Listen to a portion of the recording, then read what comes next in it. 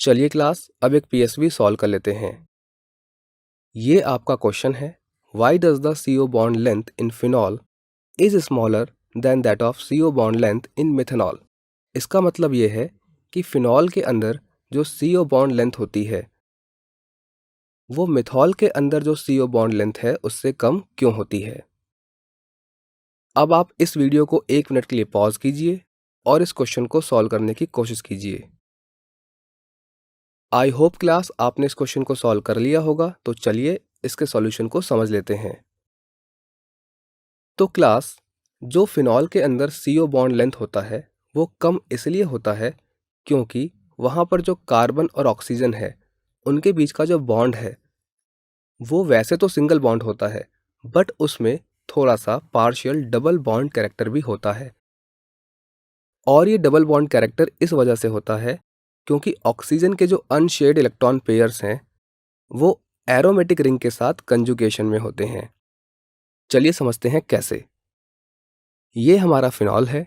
यहाँ पर आप देख सकते हैं कि ऑक्सीजन पर 2 लोन पेयर्स हैं और ये जो बॉन्ड है ये भी 2 इलेक्ट्रॉन से मिलकर बना है जो कि एक पाई बॉन्ड है। तो क्लास, यहाँ पर जो ऑक्सीजन के लोन पेयर्स हैं वो बेंजीन रिंग पर डीलोकलाइज होंगे, इसीलिए ये लोन पेयर यहाँ पर बॉन्ड फॉर्म करेंगे और यहाँ पर जो पाई बॉन्ड है वो ब्रेक हो जाएगा और हमें कुछ ऐसा स्ट्रक्चर मिलेगा। आप देख सकते हैं कि लोन पेयर्स ने बॉन्ड फॉर्म किया है और पाई इलेक्ट्रॉन्स के ब्रेक होने की वजह से नेगेटिव चार्ज कार्बन पर आ गया है। अब क्योंकि यहाँ पर ऑक्सीजन के 3 बॉन्ड फॉर्म हो गए हैं और ऑक्सीजन ने अपने लोन पेयर से बॉन्ड फॉर्म किया है, इसीलिए ऑक्सीजन पर पॉजिटिव चार्ज आएगा। बट यहाँ पर जो इम्पॉर्टेंट बात है वो ये है कि यहाँ पर कार्बन और ऑक्सीजन के बीच में डबल बॉन्ड फॉर्म हुआ है और इसी तरह से फर्दर रेजोनेंस चलता रहेगा। तो हम ये कह सकते हैं कि जब हम फिनॉल के रेजोनेंस को शो करेंगे तो वहाँ पर ऑक्सीजन और फिनॉल का जो कार्बन है जिससे ऑक्सीजन अटैच्ड है वहाँ पर एक डबल बॉन्ड कैरेक्टर आएगा और हम ये जानते हैं कि जो डबल बॉन्ड होता है उसकी बॉन्ड लेंथ सिंगल बॉन्ड से कम होती है।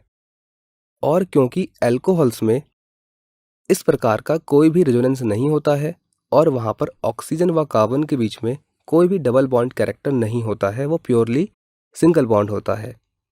तो इसीलिए अल्कोहल के केस में CO की जो बॉन्ड लेंथ होती है वो थोड़ी सी ज़्यादा होती है एज कंपेयर टू फिनॉल के केस में कार्बन और ऑक्सीजन के बीच की बॉन्ड लेंथ से।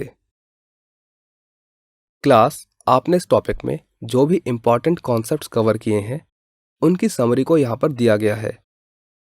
जैसे कि हमने यहाँ पर पढ़ा कि हम अल्कोहल्स को डिवाइड कर सकते हैं इन मोनोहाइड्रिक, डाइहाइड्रिक, ट्राइहाइड्रिक और पॉलीहाइड्रिक अल्कोहल्स में, जहाँ मोनोहाइड्रिक को फर्दर 2 कैटेगरीज में डिवाइड किया गया है। जो पहली कैटेगरी है उसमें फिर से एल्काइल, एलाइलिक और बेंजाइलिक अल्कोहल्स होते हैं, जबकि सेकंड कैटेगरी में विनाइलिक अल्कोहल्स होते हैं।